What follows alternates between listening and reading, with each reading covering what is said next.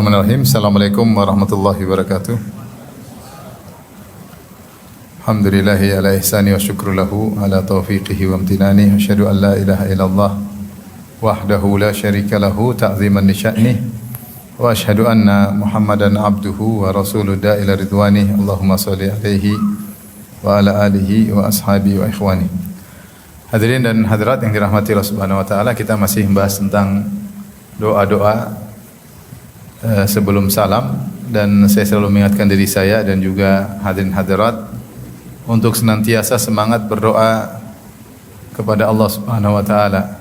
Siapa yang diilhamkan untuk suka berdoa, maka dia adalah orang yang beruntung ya, karena siapa yang berdoa maka doanya pasti dikabulkan dengan salah satu dari 4 pengkabulan. Datang dalam sebagian riwayat 3 pengkabulan.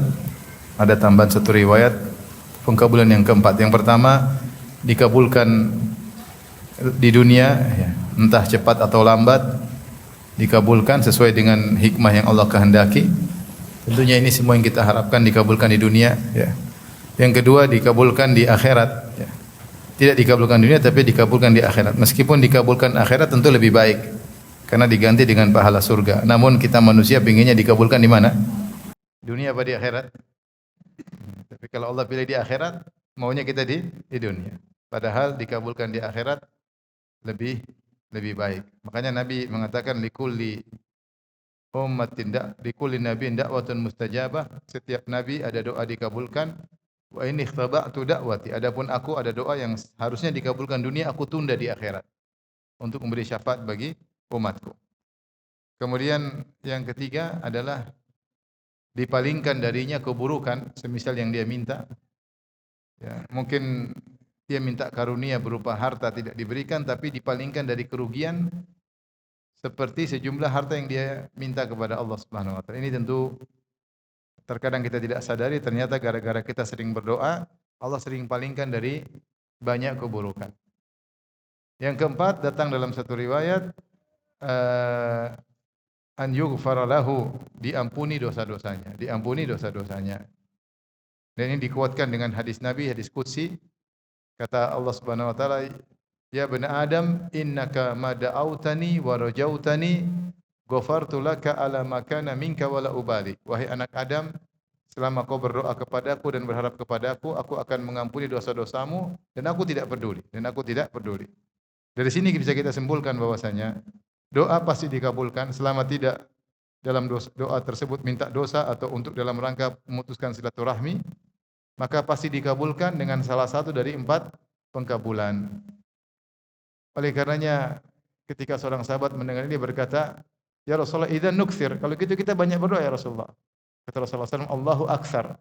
Kau banyak doa, Allah lebih mengkabulkan dan mudah bagi Allah, tidak ada susahnya bagi Allah untuk mengkabulkan permohonan hamba-hambanya.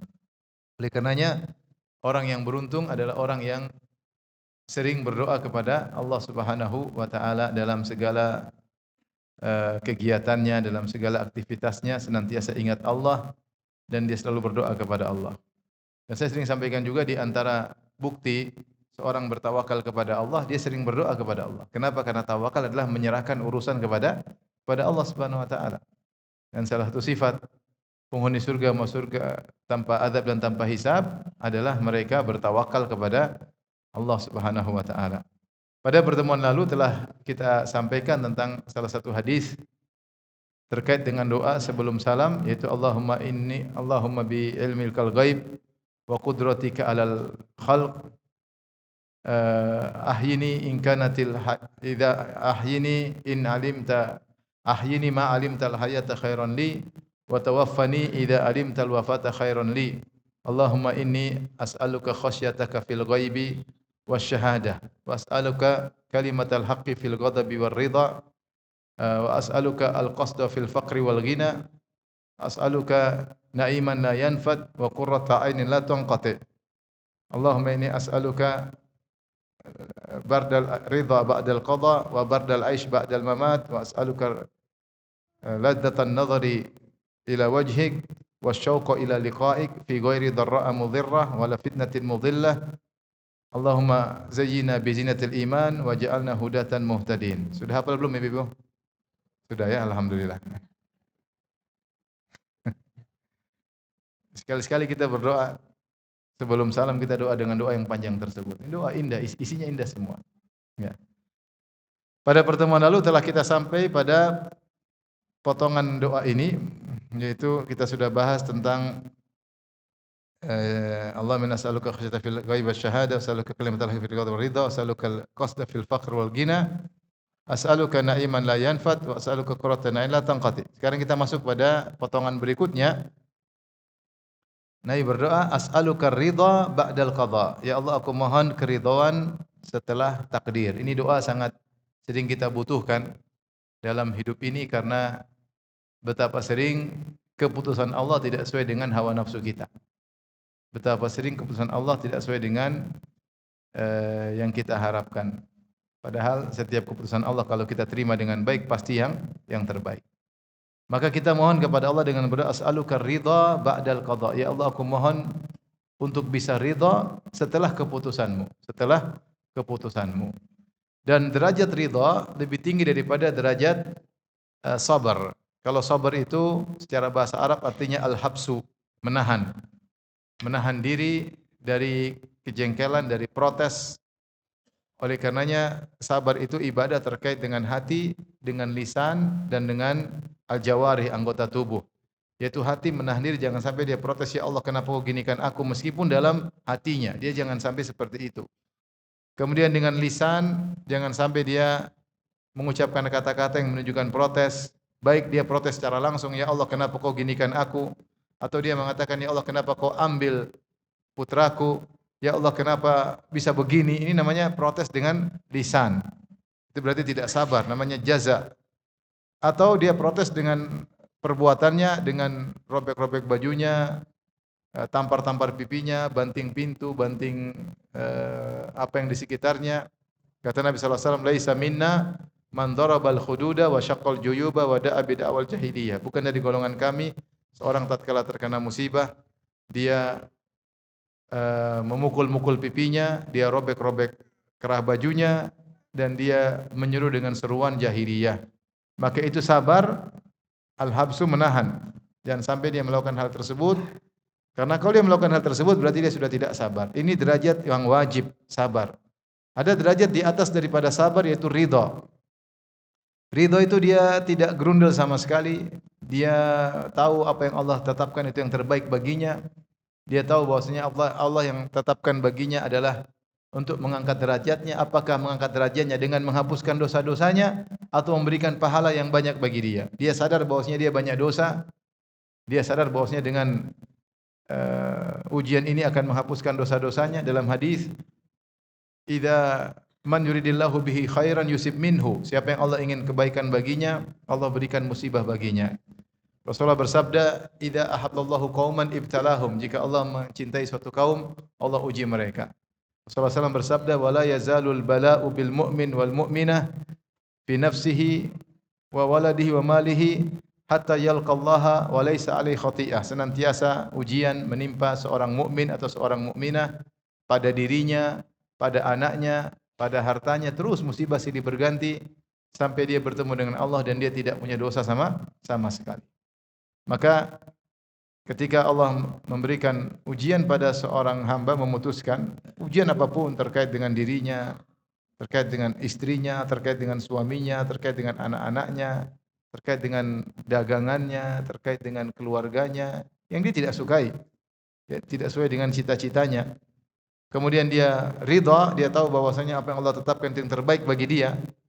Apakah dan ujian tersebut akan mengangkat derajatnya? Apakah dengan mengurangi dosa-dosanya? Karena kalau orang dosanya dihapuskan, terangkat derajat atau tidak?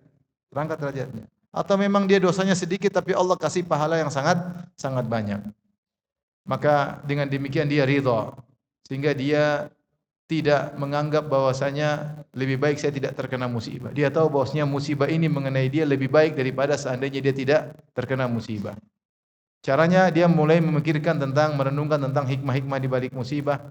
Bisa jadi musibah ini minimal mengurangi dosanya, mengangkat derajatnya. atau bisa jadi memalingkan dia dari musibah yang lebih besar yang dia tidak tahu ya. Yang dia tidak tahu ya. Atau dengan dibalik musibah ini Allah datangkan maslahat yang dia tidak tahu kecuali belakangan ya. Dan itu banyak terjadi dalam kehidupan kita.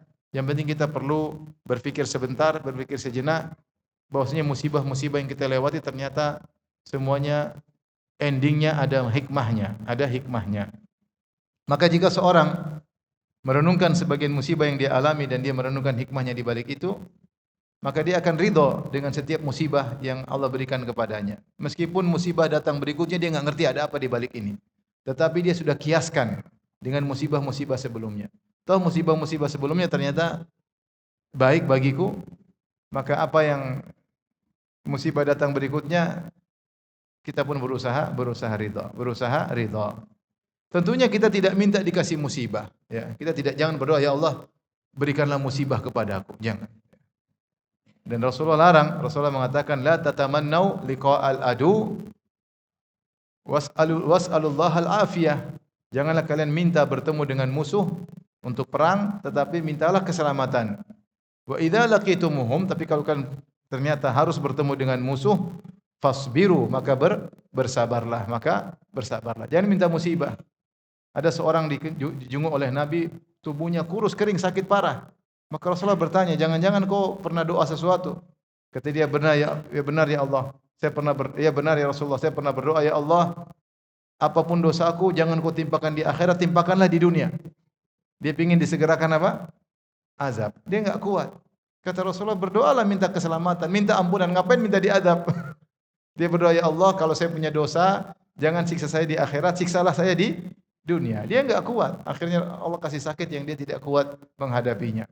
Pernah ada disebutkan seorang yang terkenal sangat sabar, maka dia berkata, ya Allah, aku selalu ridho dengan keputusanmu, silakan uji saya. Dia bilang begitu.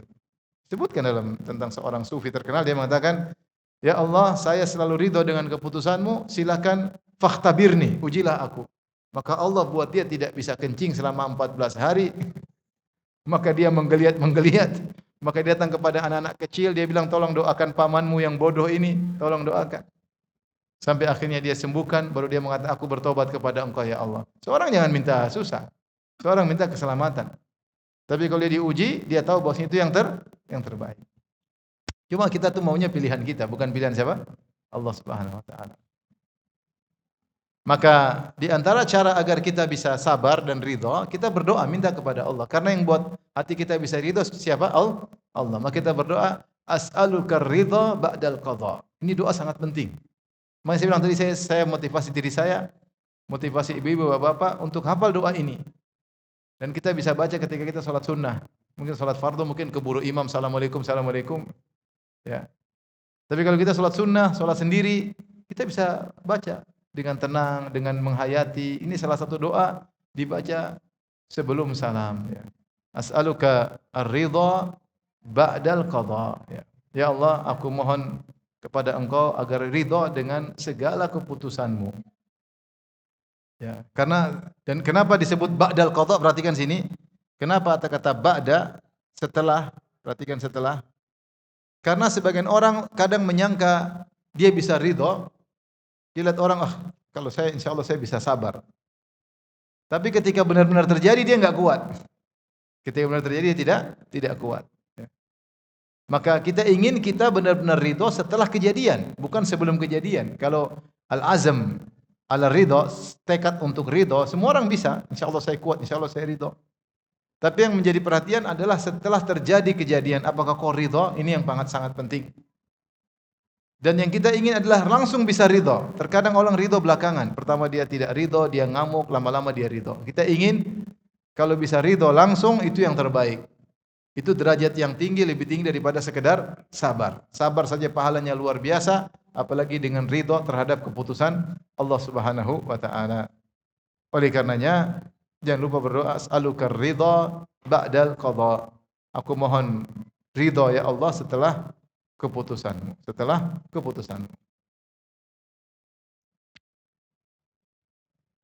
Kemudian doa berikutnya, as'aluka ba'dal aish ba'dal mamat. Ya Allah, aku mohon kehidupan yang dingin setelah kematian. Karena setelah kita meninggal, kita akan masuk di alam barzakh. Ada dua kemungkinan saja, ya, yaitu dapat nikmat kubur atau dapat azab kubur. Makanya ketika ada seorang yang meninggal Rasulullah SAW tidak mau sholatkan, karena orang ini punya hutang 2 dinar kalau tidak salah. Rasulullah tidak mau sholat. Akhirnya sahabat mengatakan, ya Rasulullah saya tanggung hutangnya. Karena hutang masalah, ya. Hutang masalah. Dia tidak bayar hutang.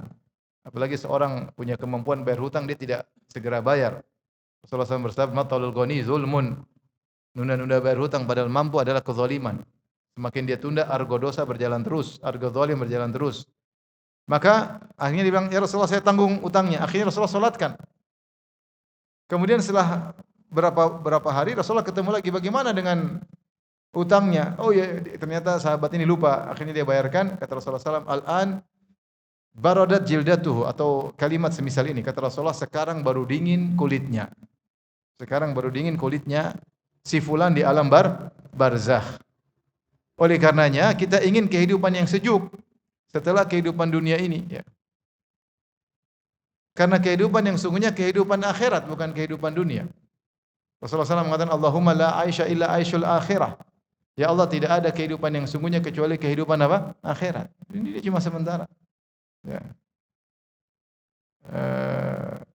Allah Subhanahu wa taala berfirman, wa inna daral akhirata lahiyal hayawan. Ya. Sungguhnya kehidupan akhirat itulah kehidupan yang sungguhnya. Adapun kehidupan dunia, laibun wa lahwun wa zinatun wa tafakhurun bainakum wa takathurun fil amwali wal aulad.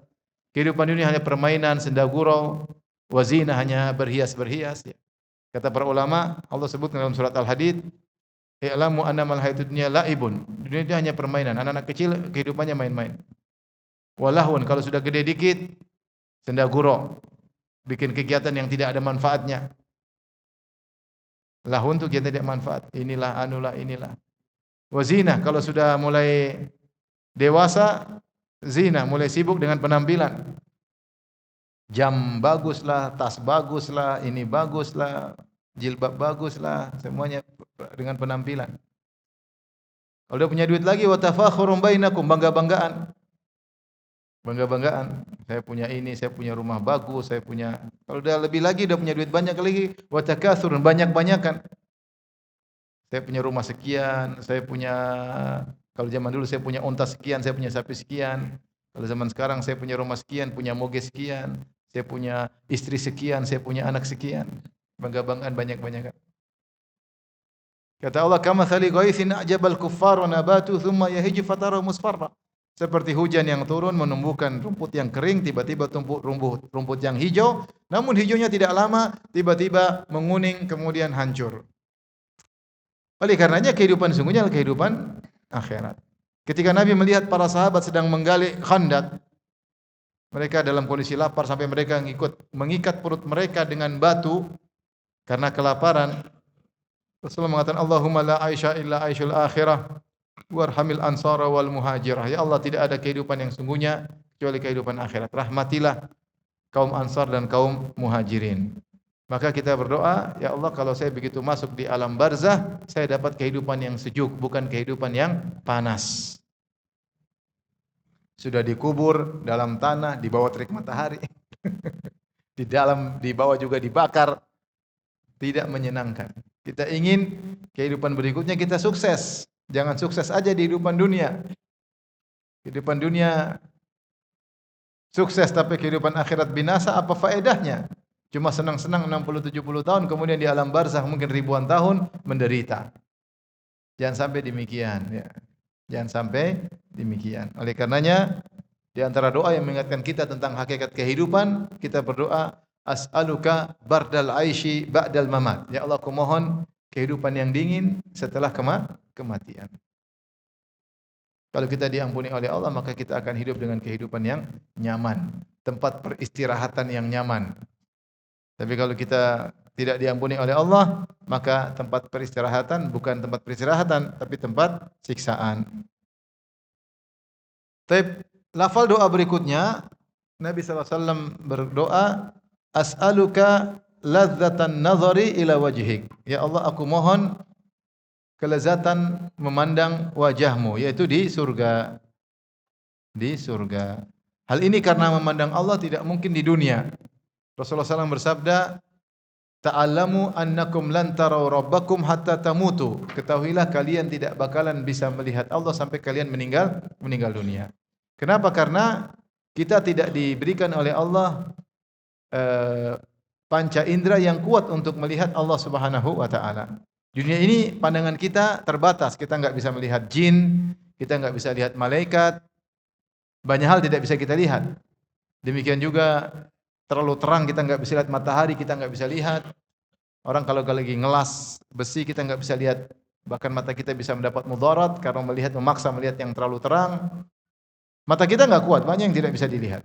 Tetapi ketika kita meninggal dunia sudah ada perubahan. Kata Allah, "Fa basarukal yauma hadid." Ketika kau meninggal, matamu menjadi tajam. Bisa lihat malaikat mungkar nakir. Bisa melihat macam-macam. Apalagi ketika hari kebangkitan, maka bisa melihat banyak hal. Baik penghuni surga maupun penghuni neraka. Sehingga penghuni neraka bisa melihat iblis. Ternyata satu grup sama iblis. Penghuni surga juga bisa melihat dengan pandangan yang luar biasa. Di antaranya mereka mampu untuk melihat Allah Subhanahu wa taala. Oleh karenanya Nabi Musa alaihissalam ketika ingin melihat Allah dia tidak mampu. Dia mengatakan, Rabbi arini anzur ilaik. Ya Allah, perlihatkanlah dirimu, aku ingin melihatmu. Kenapa? Kata para ulama, Nabi Musa rindu karena baru mendengar firman Allah dia sudah merasa bahagia. Dia begitu rindu untuk melihat Allah maka dia minta, arini anzur ilaik, aku ingin lihat engkau. Allah mengatakan, lan tarani, kau tidak bisa melihat aku. Walakin inzur ilal jabali fa in istaqarra makanahu fa sawfa tarani. Lihatlah kepada gunung, kalau gunung masih kokoh kau akan bisa lihat aku. Falamma tajalla rabbuhu lil jabali ja'alahu dakka wa kharra Musa sa'iqa. Ketika Allah mulai tajalli menampakkan dirinya di gunung, gunung ternyata hancur, Musa kemudian pingsan. Ada yang bilang mati kemudian Allah hidupkan kembali. Jadi kita tidak mampu untuk melihat Allah Subhanahu wa taala. Namun pada hari kiamat kelak ketika di surga maka seorang masuk surga akan bisa melihat Allah Subhanahu wa taala. Maka ketika penghuni surga sedang menikmati kenikmatan dan kelezatan yang ada di surga, maka Allah berkata, "Hal azidukum? Maukah aku tambahkan nikmat bagi kalian?" Kata mereka, "Apalagi Allah? Alam tubayyit wujuhana?" Ya.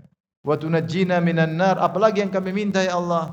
Sudah kau buat wajah kami berseri-seri yaitu dengan berbagai macam kenikmatan ini, apalagi yang mau kami minta? Setiap penghuni surga merasa mereka di puncak kenikmatan. La yabghuna anha hiwala. Mereka tidak pernah meminta untuk pindah karena mereka sudah di puncak kenyamanan. Ya, semuanya keindahan di surga. Kata mereka, alam tubayyit wujuhana. Engkau telah membuat wajah kami berseri-seri, Allah enggak minta apa lagi. Wa tunajjina minan nar, bukan engkau telah menyelamatkan kami dari neraka ya Allah. Maka kata Nabi, fayakshiful hijab. Maka Allah pun membuka tirai hijabnya, maka mereka pun melihat Allah Subhanahu wa taala. Kata Nabi sallallahu alaihi wasallam, "Fama a'ta syai'an ahabba ilaihim minan nadhari ilaihi." Maka tidak ada kenikmatan yang paling mereka sukai seperti kenikmatan memandang wajah Allah Subhanahu wa taala.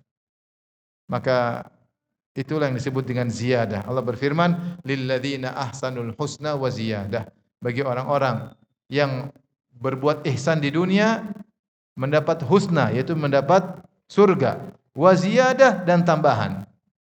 Selain dari nikmat-nikmat surga ada tambahan nikmat yang tidak setara dengan nikmat surga, yaitu nikmat memandang wajah Allah Subhanahu wa taala. Maka Nabi sallallahu alaihi wasallam berdoa dalam doanya, as'aluka ladzatan nadhari ila wajhik. Aku mohon kepada engkau untuk bisa merasakan kelezatan memandang wajahmu, yaitu minta masuk surga, karena kelezatan memandang wajah Allah cuma dirasakan oleh para penghuni surga. Para penghuni surga. Tentunya sebagian ahlul bidah menolak, seperti Mu'tazilah, kata mereka tidak ada namanya Allah terlihat. Allah tidak terlihat di dunia juga tidak terlihat di akhirat. Kata mereka enggak ada Allah terlihat. Tidak masuk akal kalau Allah terlihat berarti Allah begini. Sama Asy'ariyah juga mengatakan Allah terlihat di dunia, Allah terlihat di surga, tapi bukan di depan mata. Enggak tahu gimana caranya.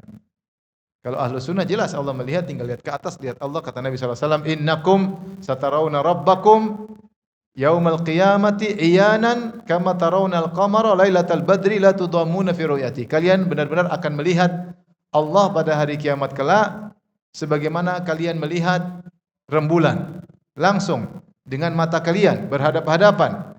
La tudammuna fi ru'yati. Kalian tidak akan berdesak-desakan karena fokus yang dilihat bukan di depan. Kalau di depan mungkin desak-desakan, ada yang tinggi, ada yang pendek. Tapi kalau yang dilihat di atas maka tidak perlu berdesak-desakan.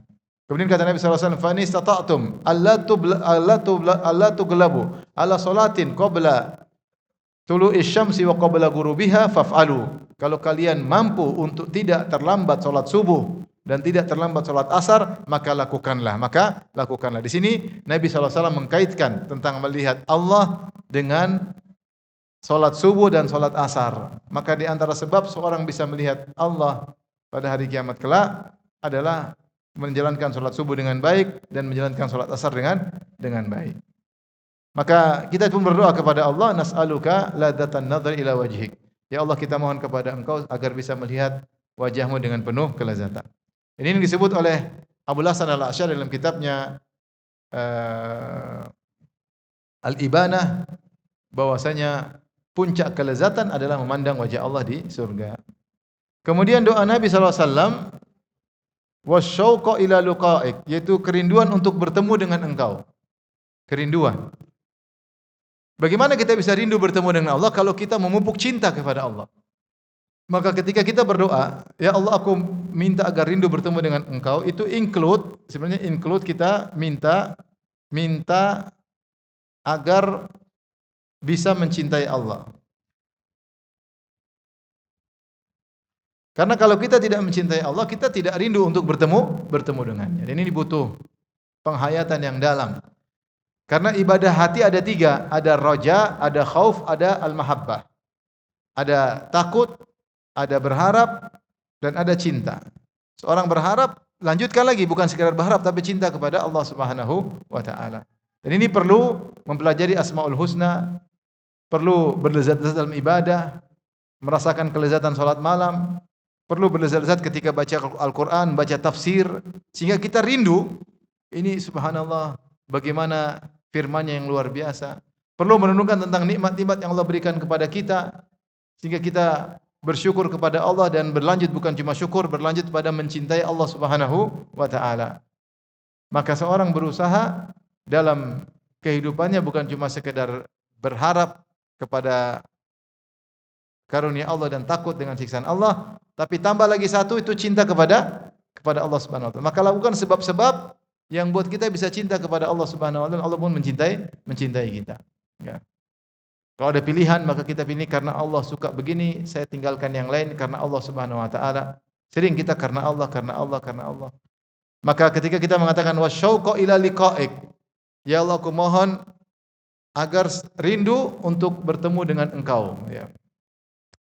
Makanya ketika seorang meninggal dunia, apa kata Nabi sallallahu alaihi wasallam? Man kariha liqa Allah, karihallahu liqa'ahu. Siapa yang benci untuk bertemu dengan Allah, Allah pun benci bertemu dengan dia. Wa man ahabba liqa Allah, ahabballahu liqa'ahu. Siapa yang suka untuk bertemu dengan Allah, Allah pun suka bertemu dengan dia. Dan ini bisa muncul ketika seorang akan meninggal dunia. Ada di antara manusia yang akan meninggal dunia, dia tidak ingin mati dan dia benci ketemu dengan Allah, maka Allah pun benci bertemu dengan dia. Dan ada di antara orang-orang salihin dan salihat, ketika akan meninggal dunia dia rindu bertemu dengan Allah, ingin bertemu dengan Allah, Allah pun ingin bertemu dengan dia. Allah ingin bertemu dengan dia. Maka seorang karena cinta kepada Allah, dia akan rindu bertemu dengan Allah Subhanahu wa Ta'ala. Maka berusaha ketika kita beribadah, ada bukan sekadar khauf dan raja, tapi berusaha untuk mencintai Allah Subhanahu wa Ta'ala. Bagaimana Allah begitu baik sama kita, begitu membimbing kita, dan banyak hal kita renungkan agar kita tahu bahwa Allah lebih sayang kepada kita daripada ibu kita kepada kita. Kata Nabi SAW, fi ghairi dharra'a mudhirrah wala fitnatin mudillah. Tanpa kondisi mudarat yang memberikan kemudaratan kepadaku, bukan pula fitnah yang menyesatkan. Kenapa? Karena ada orang yang minta mati, ya. Jangan sampai kita minta mati, minta ketemu Allah karena kita tidak kuat dengan penderitaan. Atau kita ingin mati karena kita terkena fitnah. Ya Allah, matikan saya aja. Nabi maksudnya, ya Allah, saya ingin rindu ketemu kamu bukan karena saya lagi kondisi sempit. Saya ingin rindu ketemu engkau ya Allah, bukan saya dalam kondisi terkena fitnah, tapi setiap saat ingin rindu ketemu dengan engkau. Setiap saat ingin rindu bertemu dengan engkau. Maka karena sebagian orang ketika dia terkena penderitaan, ya Allah, matikan aku. Biarkan saya bertemu dengan engkau. Nabi mengatakan, saya tidak ingin demikian. Saya tidak ingin hanya ingin rindu bertemu dengan engkau ketika dalam kondisi kemudaratan. Tetapi kapanpun, kondisi lapang, kondisi nyaman pun, tetap ingin bertemu dengan Allah Subhanahu wa taala. Ini makna as'aluka ladzatan nadharihi ila wajhik wasyauqa ila liqa'ik fi ghairi dharra'a mudhirra wala fitnatin mudhillah. Yaitu Allah, aku mohon untuk mendapatkan kelezatan memandang wajahmu dan rindu bertemu denganmu bukan dalam kondisi sedang menderita atau dalam kondisi sedang terkena fitnah. Itu makna dari doa ini. Kemudian di akhir doa ini, Allahumma zayyina bi zinatil iman. Ya Allah, hiasilah kami dengan hiasan keimanan. Wa ja'alna hudatan muhtadin, dan jadikanlah kami hudatan, yaitu orang-orang yang beri petunjuk, muhtadin, orang-orang yang mendapat petunjuk. Yaitu kita tahu bahwasanya yang memberikan kita keimanan Allah Subhanahu wa taala. Makanya kita mengatakan Allahumma zayyina, hiasilah kami dengan perhiasan keimanan. Kalau perhiasan fisik kita udah ngerti lah ya. Pakai ini, pakai anu, gaya begini, gaya begini. Yang kita ingin bukan cuma hiasan fisik. Yang kita inginlah hiasan iman dalam hati. Ini yang lebih penting. Ya. Ini lebih penting. Bagaimana memiliki hati yang beriman, hati yang ridha, hati yang sabar, hati yang takwa, hati yang malu, hati yang penuh dengan ketakwaan. Ini yang lebih penting. Hati kita dihiasi dengan keimanan. Makanya Allah mengatakan, walakin Allah habbaba ilaikumul imana wa zayyanahu fi qulubikum wa karraha ilaikumul kufra wal fusuqa wal isyan ulaika humur rasyidun. Kata Allah Subhanahu wa taala, akan tapi Allah habbaba ilaikumul iman, Allah yang menjadikan hati kalian suka dengan keimanan. Wa zayyanahu fi qulubikum, dan Allah jadikan iman tersebut terhias dalam hati kalian. Wa karraha ilaikumul kufra, dan Allah menjadikan kalian benci dengan kekufuran. Wal fusuqa, buat kalian benci dengan kefasikan. Wal isyan, buat kalian benci dengan kemaksiatan. Yang mengatur hati kita, yang buat kita suka dengan kajian, kita suka dengan lantunan Al-Qur'an, kita suka dengan bersedekah, suka dengan keimanan, Allah yang bikin. Yang buat kita benci dengan kekufuran, kemaksiatan, kesyirikan, kita enggak suka dengan maksiat Allah Subhanahu wa taala. Hati ini susah untuk kita kontrol. Betapa sering di antara kita cinta dengan kemaksiatan. Bukan cuma sekedar cinta, kecanduan dengan kemaksiatan. Betapa sering di antara kita hatinya tidak benci kepada kekufuran. Kekufuran oke-oke saja, tidak ada gairah agamanya sama sekali. Mau orang kufur, mau orang syirik, mau biarin aja. Enggak ada rasa gairah sama sekali. Ini berarti tidak benci kepada kekufuran. Kita ingin hati kita itu cinta dengan keimanan, benci dengan kekufuran, kemaksiatan dan kefasikan. Mintanya kepada siapa? Minta kepada Allah, karena Allah yang bikin hati seperti itu. Rindu dengan hidayah, benci dengan kesesatan. Ada orang yang mungkin Allah dimaki-maki, dia santai-santai aja. Enggak ada masalah. Ada di ibadah Islam Allah, dia santai-santai aja, enggak ada masalah. Ada orang maksiat zina, dia santai aja, enggak rasa girang, enggak ada cemburu, enggak ada apa, biasa-biasa aja. Kenapa? Karena hatinya seperti itu. Hatinya seperti itu. Maka kita berdoa, Allahumma zayyina bi zinatil iman. Ya Allah, hiasilah hati kami dengan hiasan keimanan. Dan Rasulullah bersabda, innal imana la yakhlaqu fi qulubikum kama yakhlaqu thawb. Maka Rasulullah berkata, sungguhnya iman itu menjadi usang pada dalam hati kalian. Iman ini kalau tidak kita siram, tidak kita bacaan Quran, tidak kita ngaji, dia akan usang dengan sendirinya. Sebagaimana baju kalau dibiarkan meskipun enggak dipakai lama-lama menjadi usang. Maka kata Nabi, fas'alullaha an yujaddida imanakum. Maka mintalah kepada Allah agar Allah memperbarui iman kita. Maka itu di antara doa kita, Allahumma jaddid li imani, Allahumma jaddid li imani. Allah perbaharuilah imanku. Wa zayyinhu fi qalbi, ya Allah hiasilah iman ke dalam hatiku. Wa karrih ilayya al-kufra wal fusuq wal isyan, ya Allah buatlah aku benci dengan kekufuran dan kemaksiatan dan kefasikan. Orang kalau hatinya sudah bersih maka dia sensitif, dia enggak suka kekufuran. Dia enggak suka kemaksiatan. Dia enggak suka dengan kefasikan. Dia senang dengan ayat-ayat, dia senang dengan ketakwaan. Tapi kalau hatinya sudah kotor maka susah seperti itu, malah cenderung dengan kemaksiatan.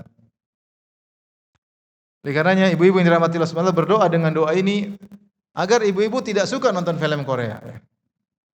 Agar ibu tidak suka nonton film India ya. Agar ibu merasa risih kalau mendengar musik-musik. Merasa enggak nyaman. Itu berarti hati kita masih baik.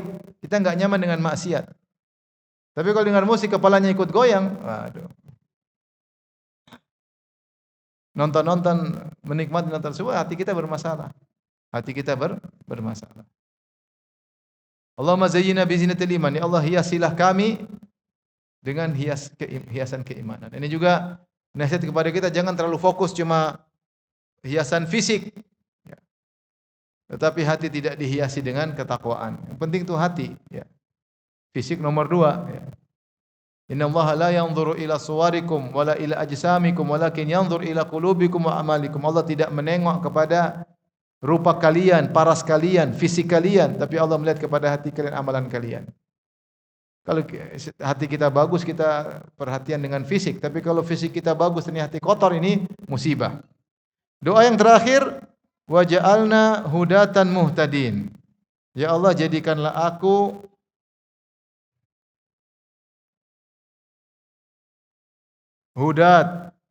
hudatan yaitu pemberi petunjuk. Jamak dari hadi. Muhtadin yang dapat petunjuk.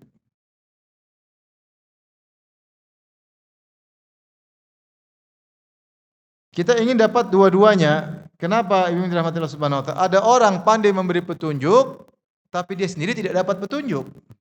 Ada orang pandai memberi petunjuk, tapi dia sendiri tidak dapat petunjuk. Ini adalah orang-orang yang dimurkai oleh Allah Subhanahu wa taala, ya. Makanya Allah mengatakan, "Ya ayyuhalladzina amanu lima taquluna ma la taf'alun?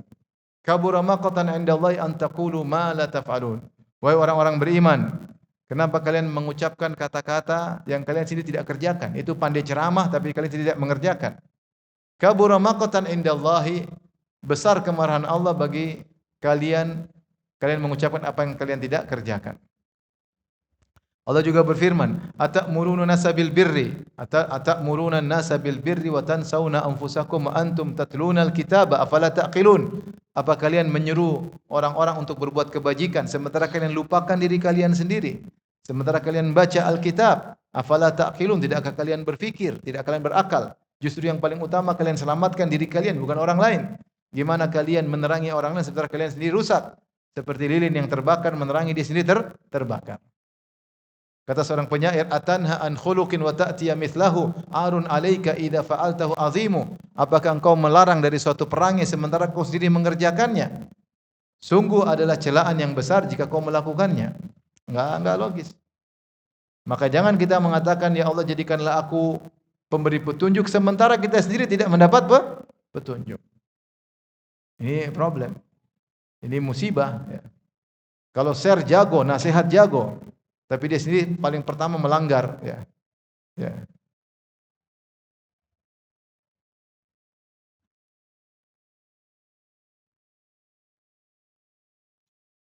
La tajza'anna an sunnatin anta sirtaha fa awwalu radin an sunnatin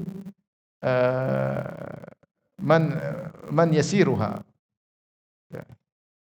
Jangan kau membenci suatu kelakuan yang kau sendiri melakukannya. Orang yang paling ridho kepada satu kelakuan adalah yang melakukannya.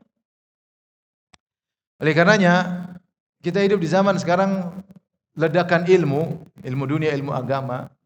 Maka saya nasihatkan diri saya pribadi juga para hadirin hadirat, kita ngaji ini untuk kita amalkan. Jangan kita ngaji hanya kita kumpul-kumpul, hanya bikin ringkasan, hanya untuk share, bangga-banggaan, share ringkasan, ringkasnya padahal bikinnya pakai AI. Saya kemarin dikirim ada ustaz ceramah, dia kirim ringkasan untuk ceramah saya, dibuat ceramah lagi. Bagus sekali. Saya bikin pakai AI ustaz. Oh, kirain kamu yang bikin. Ternyata saya aja nggak sangka kalau bisa dibikin rapi seperti itu. Ada gambarnya, ada ininya. Maksud saya kita tuh ngaji niatnya untuk diamalkan. Sehingga kita sih dapat petunjuk. Dapat petunjuk. Kemudian muhtadin, ya Allah, saya juga ingin dapat petunjuk. Jadi karena ada orang dia cuma dapat petunjuk tapi dia tidak menunjukin orang lain. Ini juga kita tidak ingin. Di rumah dia sendiri yang baik tapi dia tidak bisa mengajak istrinya, tidak bisa mengajak suaminya, tidak bisa mengajak anaknya, tidak bisa mengajak orang sekitarnya. Ini juga tercela. Ya. Kita ingin dua-dua, kita dapat petunjuk dan kita juga ngajak orang lain agar mendapatkan hidayah. Maka di antara doa waja'alna hudatan muhtadin. Ya Allah jadikanlah aku beri petunjuk dan aku juga mendapat petunjuk. Dan aku juga mendapat petunjuk. Ini doa sangat penting. Coba diulangi ibu-ibu dari awal sampai akhir. Allahumma bi'ilmikal ghaib wa qudratika ala al-khalq. Ahyini ma alimtal hayata khairan li wa tawaffani idza alimtal wafata khairan li. Allahumma inni as'aluka khasyataka fil ghaibi wasyahadah. Ya Allah, aku mohon kepada Engkau untuk takut kepadamu dalam ketika bersendirian atau di hadapan orang lain. Ya. Kemudian as'aluka kalimatal haqqi fil ghadabi war ridha. Dan aku mohon bisa mengucapkan perkataan yang benar dalam kondisi marah atau dalam kondisi senang. Dalam riwayat yang lain, kalimatul ikhlas, untuk bisa ikhlas. Ya. Kemudian as'aluka al-qasda fil faqri wal ghina. Aku mohon kepada Engkau ya Allah agar bisa sikap tengah dalam kemiskinan ataupun dalam kekayaan. Ada yang mengatakan pingin tengah-tengah, tidak kaya dan juga tidak miskin, tapi cukup. Ada yang mengatakan ketika miskin tetap bisa bertahan, tidak menghinakan diri, tidak ngemis-ngemis. Ketika kaya juga tetap bertahan, tidak sombong, tidak angkuh, tetap tawadhu. Itu di antara makna salukal qasda fil faqri wal ghina. Kemudian saluka naiman la yanfat. Ya aku mohon kepada Engkau kenikmatan yang tiada putusnya, itu kenikmatan di surga. Wa qurrata ainin la tanqati, dan kesejukan pandangan yang tidak terputus. Apakah dalam salat, dalam ibadah, apakah istri soleha, ataukah maksudnya kenikmatan akhirat. Baru tadi yang kita baca, baru doa ini as'aluka ridha ba'dal qadha. Itu aku mohon keridhaan setelah Engkau memutuskan. As'aluka bardal aishi ba'dal mamat, dan aku mohon kehidupan yang sejuk atau dingin setelah kematian. As'aluka ladatan nadhari ila wajhik, aku mohon kelezatan memandang wajahmu, wasyauqa ila liqa'ik, dan kerinduan untuk bertemu denganmu, fi ghairi dharra mudhirra wala fitnatin mudhillah, bukan dalam kondisi mudarat, dalam kondisi fitnah. Kemudian Allahumma zayyina bi zinatil iman, ya Allah hiasilah hatiku dengan keimanan, waj'alna hudatan muhtadin. Jadikanlah kami pemberi petunjuk dan juga dapat petunjuk. Maka sekali-sekali dalam hidup ini kita doa sebelum salam. Sekali dua kali, lama-lama kita hafal, jadi kebiasaan untuk membaca doa tersebut. Doa yang sangat indah untuk kepentingan dunia maupun kepentingan akhirat. Tapi kita lanjutkan doa berikutnya.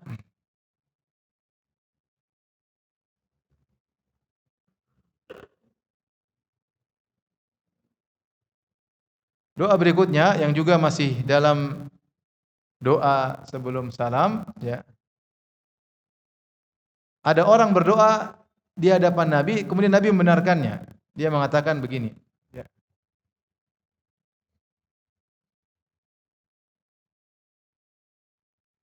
Allahumma inni as'aluka. Ibu-ibu ada bukunya kan?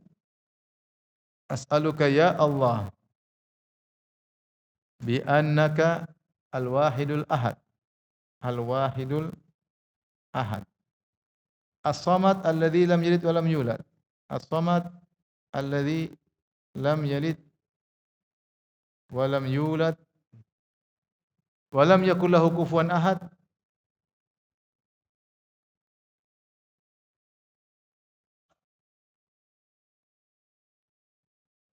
An taghfira li dhunubi.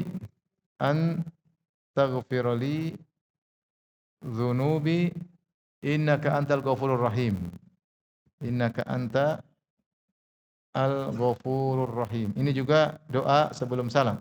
Saya artikan, ya Allah ini as'aluka, sungguhnya aku mohon kepada Engkau ya Allah, dengan nama ya Allah, wahai Allah, bi annakal wahidul ahad, bahwasanya dengan sungguhnya Engkau adalah Maha Esa. Al-Wahidul Ahad maknanya sama, Engkau Maha Esa. Jadi dia bertawasul dengan nama-nama Allah. As-Samad. As-Samad itu yang semua membutuhkan kepadanya. Alladzi lam yalid wa lam yulad, yang tidak melahirkan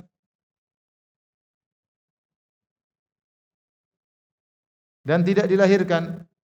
Tidak dilahirkan. Walam yakul lahu kufuwan ahad, tidak ada yang setara dengannya. Tidak ada yang setara dengannya. Antaghfir li dzunubi, agar Engkau ampuni dosa-dosaku.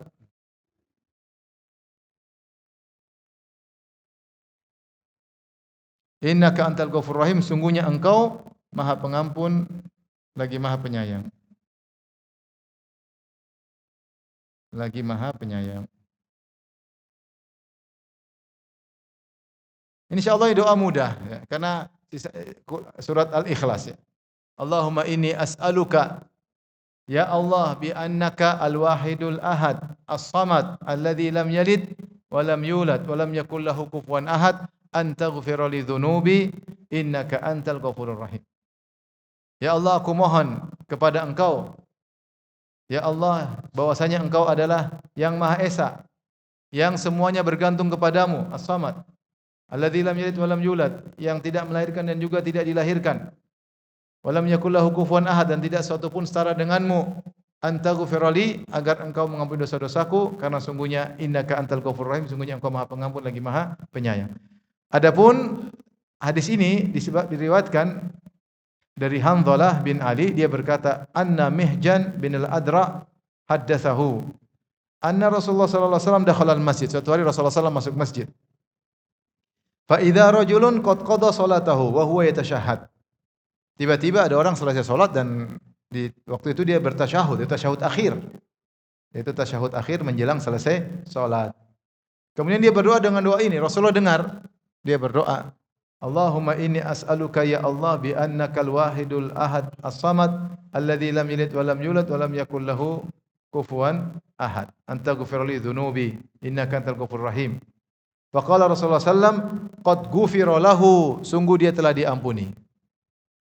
Salasan, sampai 3 kali kata Rasulullah sallam, qad ghufira lahu, qad ghufira lahu, qad ghufira lahu. Sungguh dia telah diampuni, sungguh telah diampuni, sungguh dia telah diampuni. Maka ini dalil bahwasanya doa tersebut diucapkan menjelang salam. Dan doa ini bukan dalam hadis ini yang baca sahabat, tapi Nabi membenarkan. Dan ini namanya sunnah takririyah. Ada sunnah yang Rasulullah SAW fi'liyah, Rasulullah kerjakan kemudian diikuti. Ada sunnah namanya sunnah qauliyah. Sunnah qauliyah itu Rasulullah ngomong sabda Nabi. Dan namanya sunnah takririyah. Sunnah takririyah itu Rasulullah lihat orang bilang atau Rasulullah lihat orang kerjakan, Rasulullah membenarkan. Ya, seperti ada amalan tertentu Rasulullah SAW tidak melarang, berarti disebut dengan sunnah takririyah. Rasulullah mentakrir, yaitu membiarkan. Contohnya dalam hadis ini, ada sahabat yang ketika dia salat, ketika tasyahud akhir dia doa dengan doa ini. Allahumma inni as'aluka ya Allah bi annaka al-wahidul ahad as-samad alladzi lam yalid wa lam yulad wa lam yakul lahu kufuwan ahad antaghfir li dzunubi innaka antal ghafurur rahim.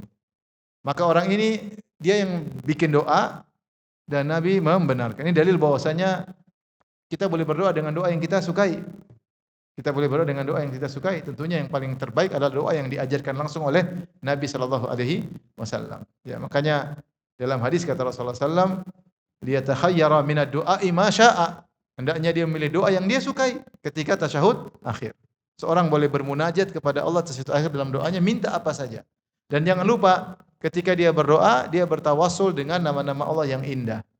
Seperti tadi, Allahumma bi'ilmil kal ghaib wa qudratika 'alal khalq. Ya Allah, dengan ilmumu kau mengetahui yang gaib dan kemampuanmu, maha kuasamu terhadap makhlukmu. Ini kita muji Allah, baru kita minta.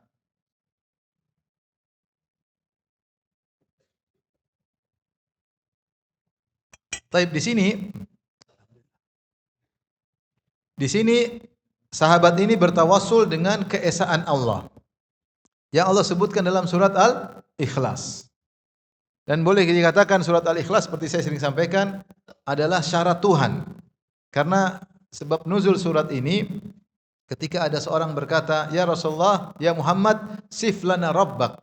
Wahai Muhammad, terangkanlah ciri-ciri Tuhanmu yang kau ibadahi tersebut. Maka turunlah surat Al-Ikhlas. Bahwasanya Tuhan yang sesungguhnya itu yang memenuhi persyaratan ini. 4 syarat. Pertama, dia esa. Kedua, dia tidak melahirkan. Ketiga, dia tidak dilahirkan. Yang keempat, tidak ada yang setara dengan dia. Semua Tuhan harus diverifikasi dengan 4 syarat ini. Kalau tidak sesuai, maka dia bukan Tuhan. Dia esa. Kemudian dia apa?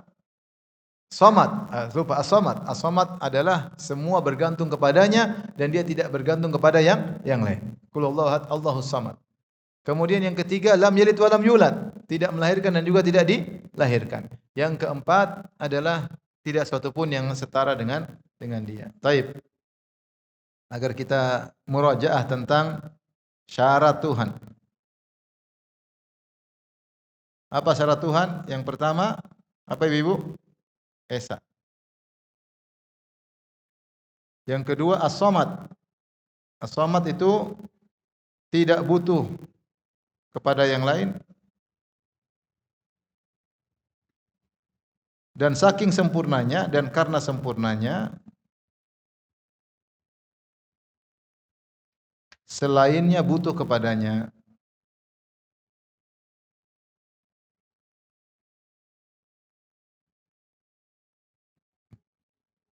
Yang ketiga apa Ibu? Tidak melahirkan dan tidak dilahirkan.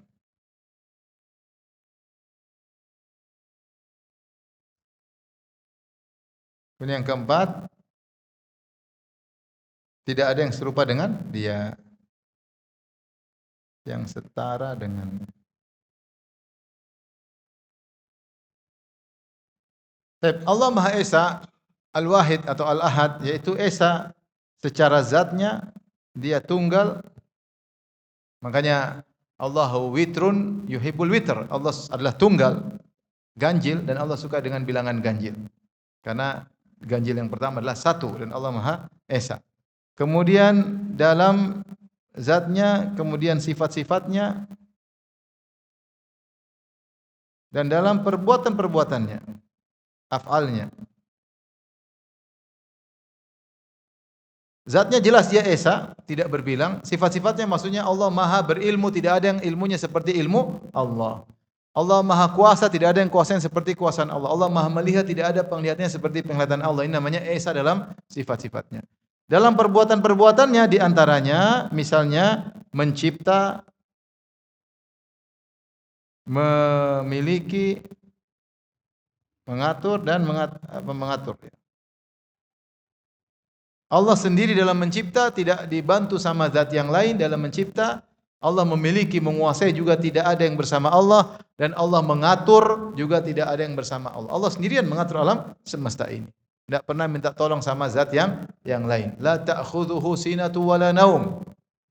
Allah tidak ngantuk dan juga tidak tidur. Karena kalau Allah ngantuk atau tidur tidak bisa ngurusin alam, maka mungkin langit tabrakan, bintang tabrakan, matahari jatuh dan selainnya. Wala ya'uduhu hifdhuhuma. Kata Allah, tidaklah repot bagi Allah untuk menjaga langit dan bumi. Langit dan bumi beserta isinya Allah yang ngatur. Ini namanya esa. Itu namanya esa. Adapun kalau Tuhan ganda, Tuhan berbilang, ya ini maka semua adalah syirik. Ini tidak pantas bagi untuk dijadikan Tuhan. Di mana Tuhan ternyata bersekutu. Ya. Ada satu orang, saya ketemu orang masuk Islam, dia bilang, saya waktu iktikaf, saya tanya, kenapa kau masuk Islam? Saya ingin tahu. Saya sempat mikir, Ustaz, kalau Tuhan 3 atau lebih, setiap keputusan harus diskusi dulu, repot. Maka saya pun masuk Islam. Kemudian as-samad, tidak butuh kepada yang lain, dan karena sempurnanya selainnya butuh kepada ini Tuhan, seperti namanya Tuhan. Semua butuh kepada dia, tidak butuh kepada selainnya. Makanya kalau ada Tuhan butuh dipahat untuk jadi Tuhan, ya ini enggak benar. Itu bukan Tuhan ya. Ada Tuhan butuh dikasih makan seperti kata Ibrahim kepada berhala. Dia lihat banyak sajian, kata Ibrahim, "Ala ta'kulun? Kenapa kalian tidak makan?" Kenapa kalian tidak makan? Sebagian orang dia kasih makan Tuhannya. Ya. Kalau Tuhannya enggak makan, dia sedih, enggak dimakan. Tapi kalau jadi layu rusak hanya dimakan. Terkadang datang burung-burung yang makan. Ya atau tidak? Ya, gimana? Tuhan butuh makan. Ini gimana Tuhan butuh sesuatu? Kalau Tuhan tidak dikasih makan dia marah. Ini bukan Tuhan. Berarti dia seperti kita, makhluk membutuhkan bantuan ya. Makanya di antara bantahan Allah kepada kaum Nasara yang menyatakan Nabi Isa adalah Tuhan, maka Allah mengatakan dengan jawaban yang sangat mudah tentang Nabi Isa dan ibunya, kana ya'kulani ta'am. Bahwasanya Nabi Isa dan ibundanya sama-sama makan makanan. Kalau dia Tuhan, ngapain dia makan? Jelas ini sifat manusia. Mau dibilang apapun, tetap dia manusia. Buktinya dia makan makanan. Ya. Nabi Isa juga tidur, butuh tidur. Nabi Isa juga ketakutan, dikejar-kejar Romawi. Nabi Isa harus sembunyi. Ya. Dan ini semua bukan sifat Tuhan. Ya.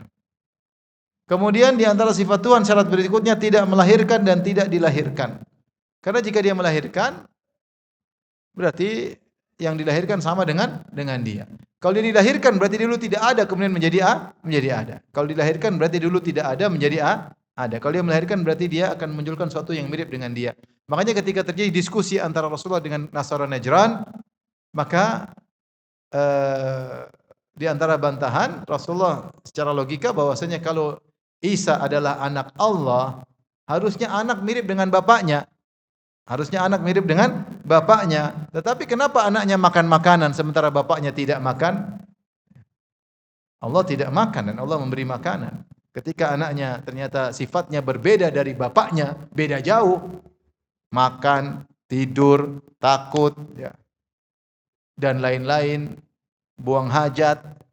Maka ini bukan bapaknya, berarti ini bukan anak dari Allah. Kalau secara logika anak mestinya mirip dengan bapak. Oleh karenanya menurut Allah menyatakan Allah punya anak adalah penghinaan bagi Allah. Penghinaan bagi Allah dan Allah sangat murka. Karena berarti kalau Allah punya anak berarti menghilangkan keesaan Allah, membatalkan sifat utama Tuhan. Apa sifat utama Tuhan? Adalah keesaan. Kalau punya anak berarti Allah sudah tidak esa dan ada yang semirip dengan dia.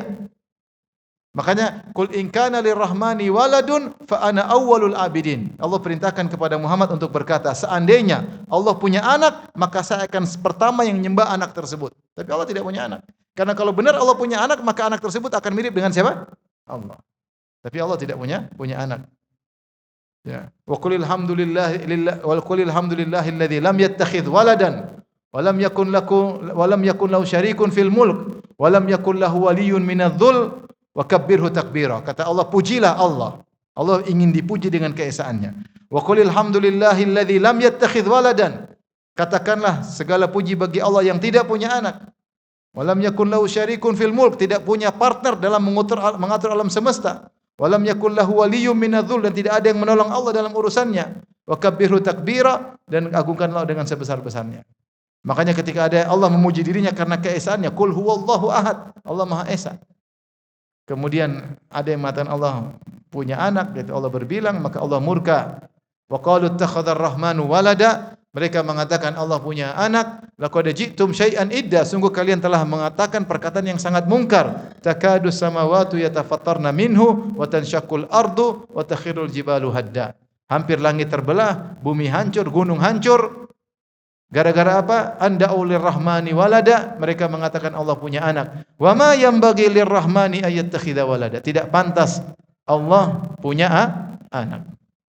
In kullu man fis samawati wal ardi illa atir rahmani abda. Semua yang langit dan di bumi, malaikat, nabi-nabi, termasuk Nabi Isa, semua datang bertemu Allah sebagai hamba, bukan sebagai anak.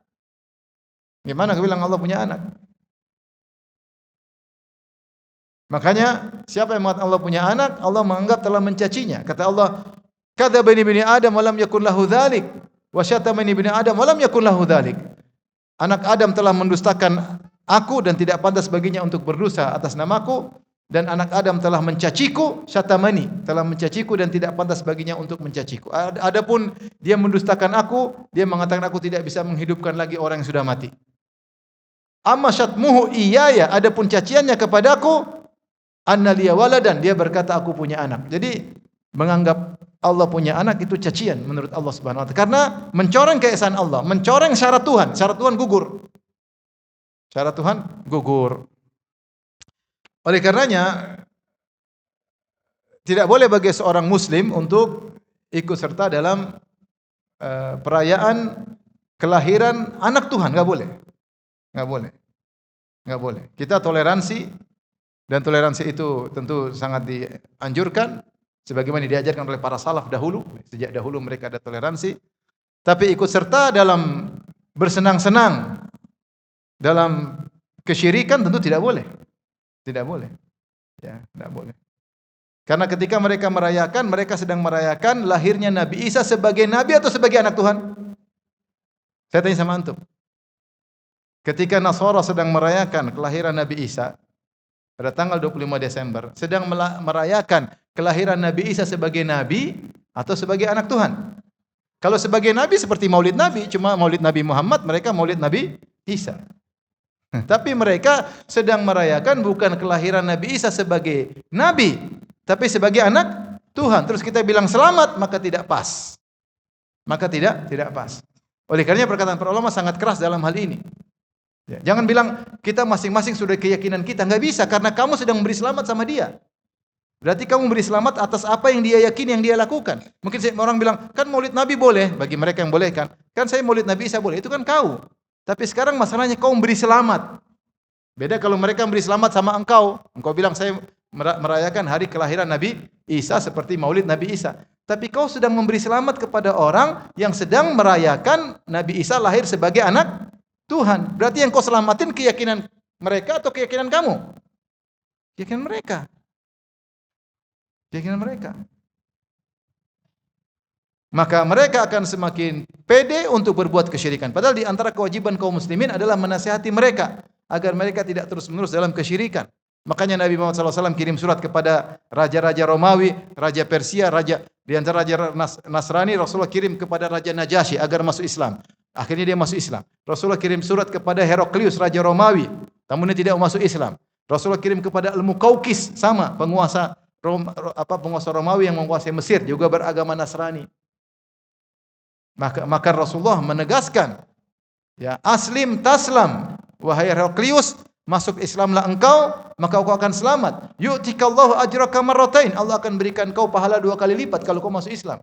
Fa in tawallait, tapi kalau kau berpaling, fa inna ma 'alaika itsmul arisiyin, kau akan menanggung dosa rakyatmu. Bayangkan, ancaman luar biasa. Kalau kau tidak masuk Islam, tetap bertahan dengan kesyirikanmu, kau akan menanggung dosa rakyatmu. Kemudian Rasulullah bawakan firman Allah, "Qul ya ahlal kitabi ta'alu ila kalimatin sawa'in baina wa bainakum alla na'budu illallah." Wahai ahlul kitab, marilah kita menuju satu perkataan yang sama antara kami dengan kalian, kesepakatan yang sama, yaitu apa? Kita tidak beribadah kecuali hanya kepada Allah. Wala nusyrika bihi syai'a, dan kita tidak mensekutukan Allah dengan sesuatu pun, dengan nabi, dengan malaikat, dengan manusia, tidak ada. Wala yattakhidha ba'duna ba'dhan arbaba min dunillah, agar kita tidak mengambil sebagian kita tuhan-tuhan selain Allah Subhanahu wa taala. Jelas. Tapi ternyata Heraklius lebih mengutamakan singgasananya daripada Islam.